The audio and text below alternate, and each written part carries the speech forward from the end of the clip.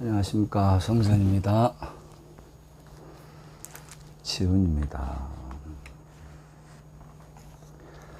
오늘은 부처님 말씀 20번째 이야기 법왕이라는 제목으로 강경 시작하겠습니다. 제가 어제는 고은사에 다녀왔습니다. 고은사에서 이제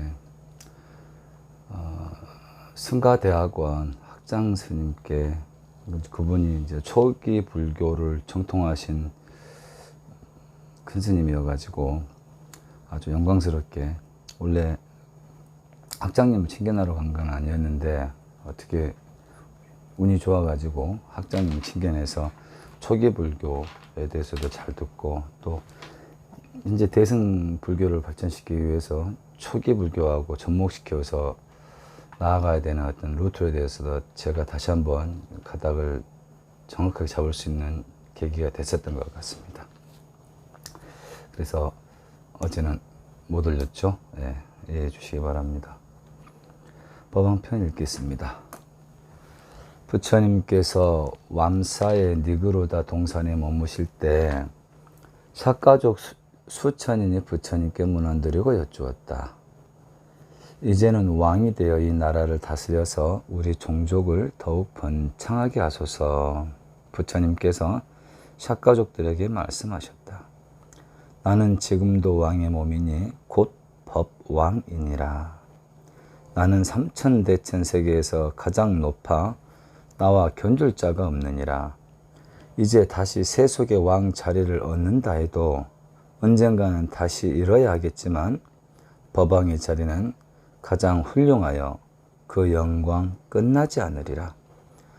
나의 이 자리는 그 누구도 빼앗을 수 없는지라 그 영광이 더욱 빛나거늘 부처의 헤아릴 수 없는 거룩한 행문을 누구라서 그 자취 따를 수 있으랴. 간략한 내용인데요. 증일암경 제 14품 고당품에 나와 있는 얘기였습니다. 다음 이야기로 바로 넘어가겠습니다. 군더더기가 없으니까. 천신의 칭찬이라는 제목으로 지어놨는데요. 한번 읽어보겠습니다. 부처님께서 왕사성 근교에 있는 외바라산의 사따빵리꾸아는 이제 우리가 흔히 알고 있는 칠엽굴 들어보셨죠? 예. 칠엽굴이라는 곳에 계실 때였습니다. 어느 날 부처님께서 큰 가시에 찔렸으나 전혀 고통스러운 모습을 보이지도 않았고 무엇을 요구하지도 않았다. 이것을 본 신들이 찬탄하였다. 첫째 천신이 말했다. 사문 곱다마님은 사람 가운데 사자이시라. 몸의 고통을 받건만 편히 참아 견뎌 바른 지혜와 생각으로 움츠러듦이 없으시네. 둘째 천신이 말했다. 장부 가운데 큰 용이요 장부 중에 큰 소이시네.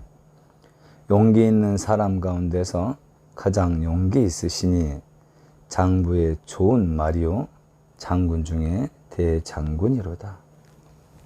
셋째 천신이 말했습니다. 사문 곶다마님은 장부 가운데 연꽃이시네. 몸에 극심한 고통을 받으시건만 인욕하는 마음으로 아픔을 참으시고 조금도 움츠러들지 않으시네. 넷째 천신이 말했다. 만일 누가 사문 곶다마님이 장부의 연꽃임을 부정한다면 그는 길이길이 고통을 받으리라. 다만 진실을 모르는 자는 제외하노라. 예. 이제 부처님을 찬탄하는 구절이었는데요. 자바암경에 48경에 나와 있는데요. 마지막 네 번째 보면 그러죠. 알면서도 의도적으로 이렇게 비방하고 회방을 하면은 무간지옥에 떨어진다 그랬습니다. 부처님을 또는 부처님을 따르는 승가를 이걸 이제 종교적으로 해석할 게 아니라 종교를 떠나서 이 시대의 정신적 스승들이 많이 있잖아요. 꼭 종교가 아니라도 민족의 스승, 정신적 스승, 삶 자체가 수행인 그런 분들을 자기의 집단 이기주의 성향에 의해서 편협하게 비방하고 공격하는 사람들이 있습니다. 일제시대 때 독립군들을 일제 친일파들이 얼마나 비방하고 때려잡았습니까? 다 무관지옥 가 있을 겁니다. 예, 저는 100% 그렇게 생각합니다. 그렇듯이 올바른 사람들을 자기의 어떤 이익을 도모하기 위해서 깐다들지 비방하고 그런 것은 그는 정말 있을 수가 없습니다. 그러니까 머리로가 아니라 부처님 계혜를 보면은 뭐 비구님 말할 것도 없지만은 당장 우리 제가 불자님들이 지켜야 되는 오계가 있잖아요. 오계. 그 오계를 머리로 지키려면은 안 됩니다. 이게 정확하게 정견이 돼야 되는 거죠. 정견이란 것은 사성제를 정확하게 체득하고 확신하는 거. 예. 사성제 8정도, 이 부처님의 사성제 8정도를 정확하게 확신을 갖는 거. 이것을 정견이라는데요. 이게 되고 이제 부처님법에 맞춰서 수행해 나가고 그 수행의 힘을 바탕으로 우리가 만나는 모든 사람들을 부처님으로 이렇게 대할 수 있는 정도 되면은 그게 어렵게 느껴지는데요. 확신만 가지면 그게 다 됩니다. 그러면 이 오계가 지키려고 지켜지는 게 아니라 저절로 이렇게 차단이 됩니다. 아, 이거는 계율이니까 지켜야 돼. 이거는 뭐 해도 돼. 이 차원이 아니라 내 몸이 체계화되는 거죠. 불부화되고 법부화되고 승부화됩니다. 승소에게 상관없이 그렇게 되어집니다. 그렇게 되어지면 공부하기 편안한 단계가 되겠죠. 그래서 마지막에 이제 제외를 달았죠. 다만 진실을 모르는 자는 제외하느라. 이것은 이제 부처님 법 중에 알고 지은 죄는 업이 되지만 모르고 지은 죄는 업이 되지 않는다. 예를 들어서 뭐 알고 죄를 지는 것은 말할 필요가 없지만 나는 그 사람 도우려고 하는 진심으로 도우려고 하는 말이나 액션들이 어쩌다 보면은 사대가 안 맞아서 그 사람한테는 이게 해가 되는 경우가 종종 있잖아요. 그런 경우는 업이 되지 않는다라는 그런 내용으로 해석하시면 되는 거죠. 비교적 간결해서 다음 이야기 넘어가겠습니다. 사무소외 어떤 말인가 한번 보겠습니다. 부처님께서 사와띠 기원정사에서 제자들에게 말씀하셨다. 나는 4가지를 두려움을 갖지 않고 설법하느니라. 나는 이미 법을 깨달았기 때문에 두려움 없이 사자오를 한다. 외도나 악마들이 곧다마는 법을 성취하지 못했다고 말한다면 그것은 옳은 말이 아니다. 또한 설사 그런 말을 한다 하더라도 두려울 것이 없느니라.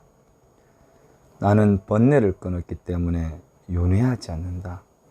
설사 곧다마는 번뇌를 끊지 못했다고 말한다 하더라도 그것은 옳은 말이 아니다. 나는 이미 무명을 끊고 일체지를 성취하였다. 외도나 악마들이 곧다마는 사견이나 어리석음으로 되돌아갈 것이다 라고 말한다면 그것은 옳은 말이 아니다. 나는 모든 고통과 괴로움을 벗어났다. 설사 누가 말하기를 곧다마는 아직 고통을 벗어나지 못했다고 한다면 그것은 역시 옳은 말이 아니다.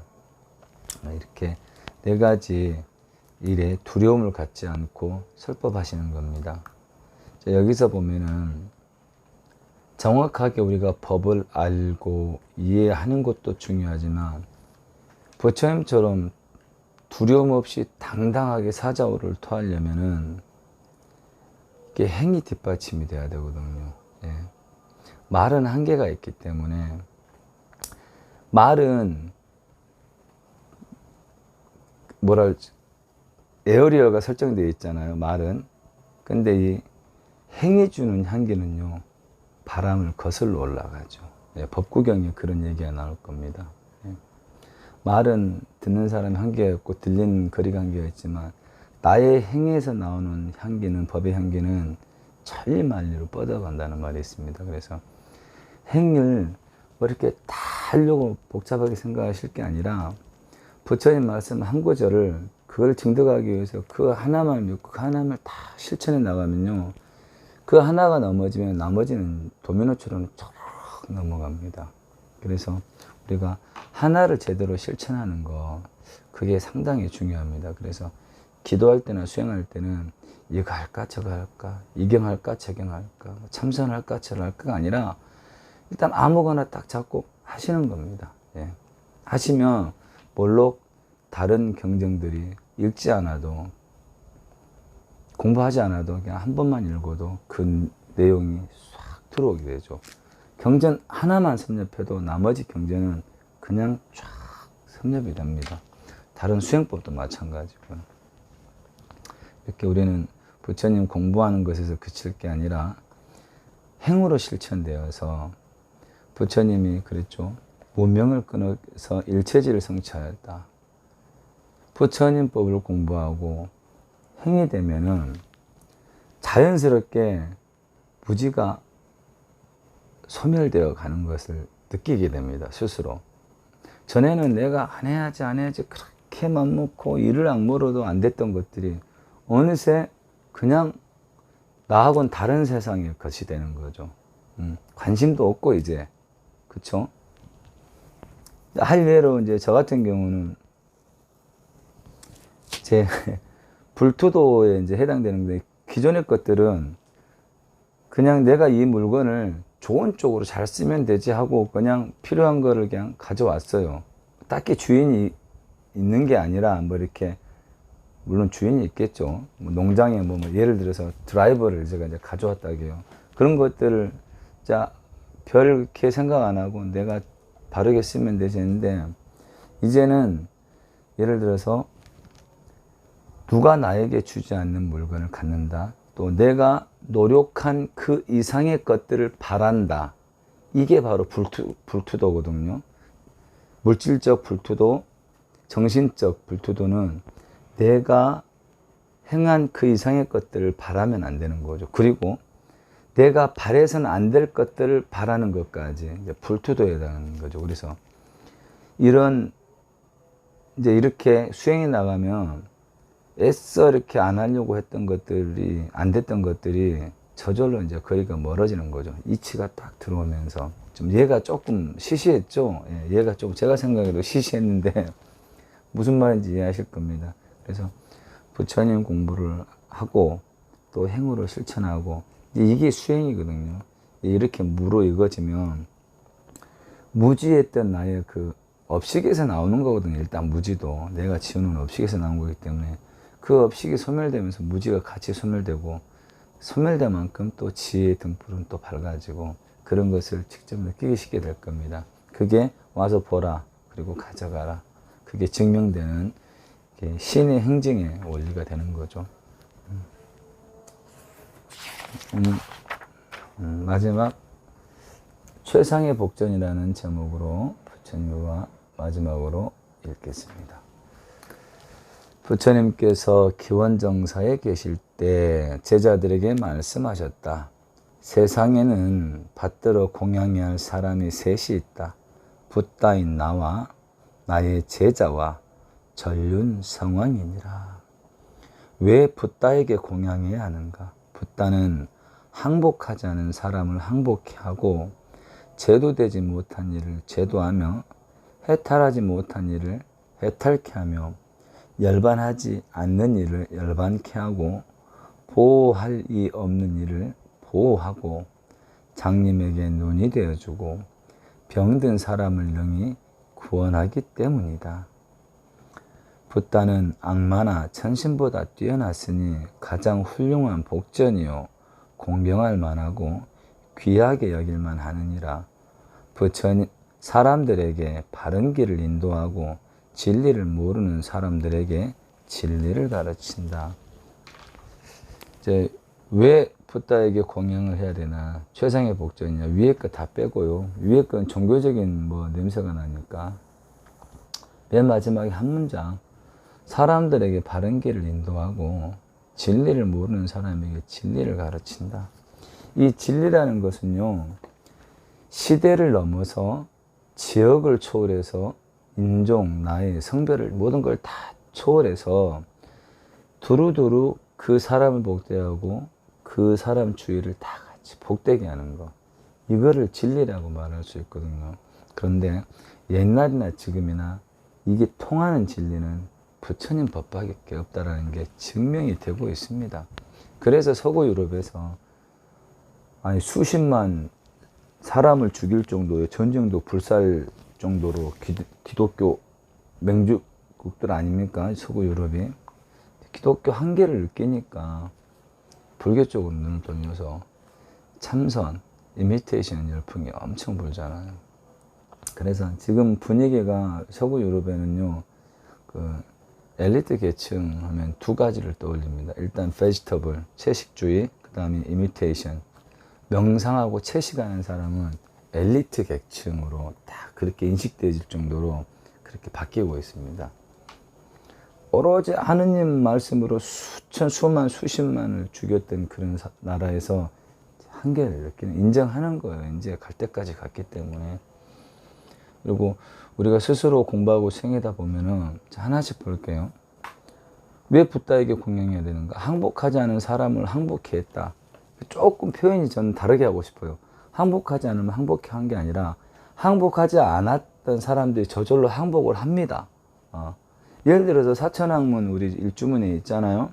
그 전신들이 나쁜 신들이에요, 원래. 근데 교화가 돼가지고 불법을 옹호하는 천신으로 자청을 하잖아요. 이제는 못된 짓 그만하고 불법을 옹호하는 수호신이 되겠습니다. 이렇게 귀의를 해서 들어오는 것들이죠. 그 다음에 제도되지 못한 일을 제도하며, 마찬가지죠. 제도되지 못한 이들이 제도된다면 마땅히 이거는 불법밖에 없다라는 확신을 갖고요. 해탈하지 못한 일을 해탈케 하며, 저는 아직 해탈하지 못했지만 제가 여러분에게 늘 강조하지 않습니까? 우리가 같이 이 시스템으로 공부하고 수행하게 되면 제가 눈 밝은 스승이 아니라서, 제가 눈 밝은 스승에서 여러분을 해탈케 해주진 못하지만 이 길 위에 정확하게 해탈 여반의 길이 있음을 확신하기 때문에 여러분들이 스스로 열매를 딸 수 있게 된다. 아니면은 여러분들을 키워줄 또 올바른 스승을 만날 수 있는 인연의 씨앗을 심게 된다. 둘 중 하나다. 그래서 여러분은 종국의 결론은 무조건 해탈 열반한다. 만약에 전생의 여병이 너무 두터워서 현생에 그 복이 안 되거든. 이 길 위에 해탈 열반의 길이 있구나라는 것을 확신을 갖게 된다는 거죠. 확신이 왜 중요한지 분명히 제가 말씀드렸죠. 확신, 그 순간이 이미 상황은 끝나는 겁니다. 시간의 차이지, 확신만 딱 갖는다면 그 순간 모든 것들이 다 없어집니다. 기쁨도 슬픔도 역경도 고난도 즐거움도 다 없어집니다. 오로지 여여한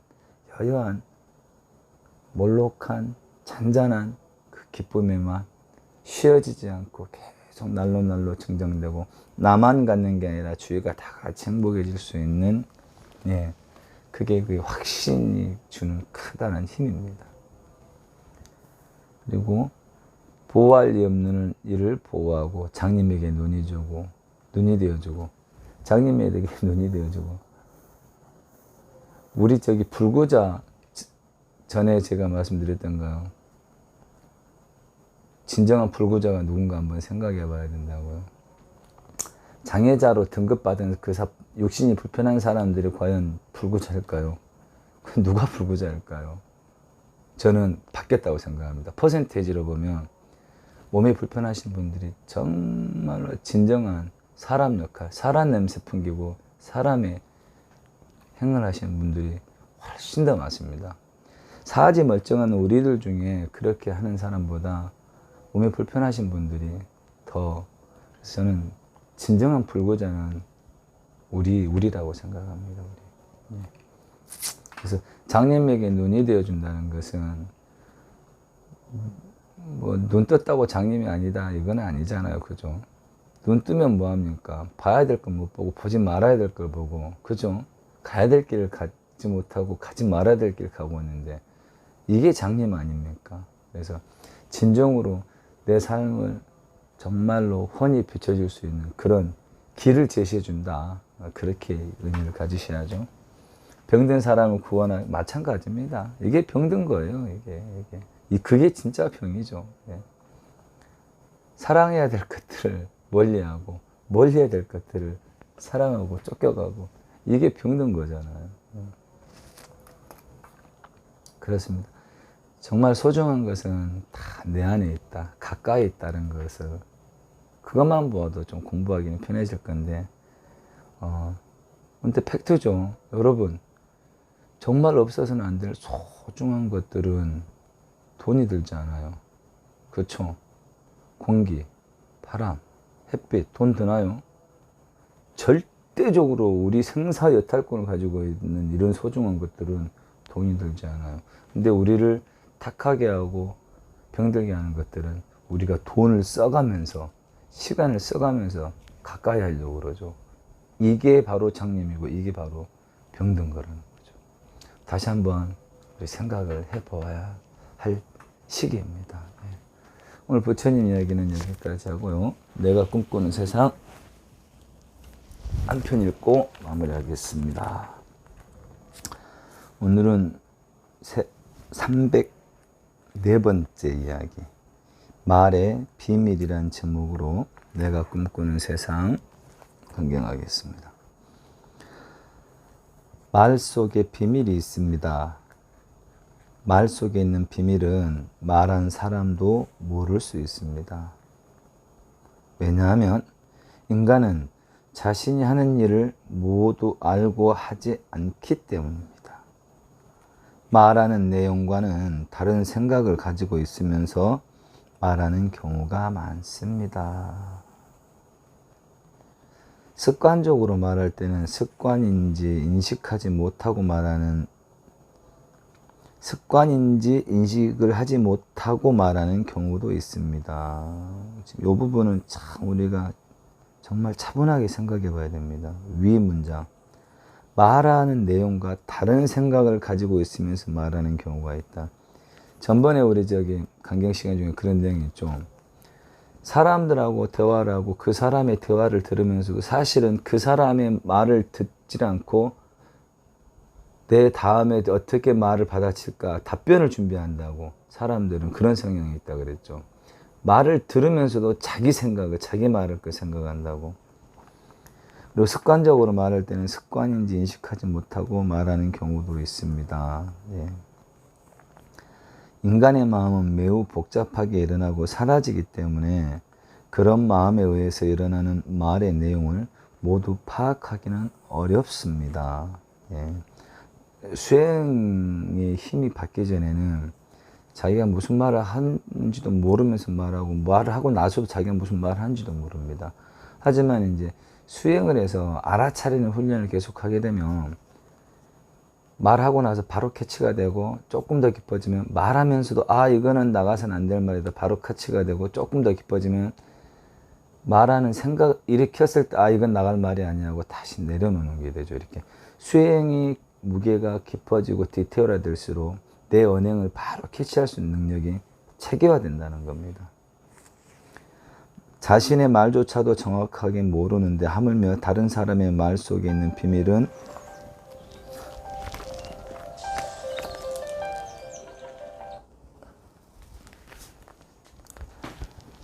자신의 말조차도 정확히 모르는데 하물며 다른 사람의 말 속에 있는 비밀은 더욱 모를 수밖에 없습니다. 그래서 나의 마음이 아니고 나의 말이 아닙니다. 자신의 말에 자신이 속는 것은 말에 비밀이 있기 때문입니다. 이렇게 말의 비밀편입니다. 말의 비밀편은 우리가 하루에 한 번씩 읽어볼 필요가 있을 거예요. 물론 다 좋은데 조금 내용이 은중하니 아주 중요하고 좀 섬세한 부분이 있습니다. 부처님 개송으로 한번 읽고 마무리하겠습니다. 말 속에는 비밀이 있습니다. 말 속에 있는 비밀은 말 한 사람도 모를 수 있습니다. 왜냐하면 인간은 자신이 하는 일을 모두 알고 하지 않기 때문입니다. 말하는 내용과 다른 생각을 가지고 있으면서 말하는 경우가 많습니다. 습관적으로 말할 때는 습관인지 인식하지 못하고 말하는 경우도 있습니다. 인간의 마음은 매우 복잡하게 일어나고 사라지기 때문에 그런 마음에 의해서 일어나는 말의 내용을 모두 파악하기는 어렵습니다. 자신의 말조차도 정확히 모르는데 하물며 다른 사람의 말 속에 있는 비밀은 더욱 모를 수밖에 없습니다. 그래서 나의 마음이 아니고 나의 말이 아닙니다. 자신의 말에 자신이 속는 것은 말의 비밀이 있기 때문입니다. 하나무아미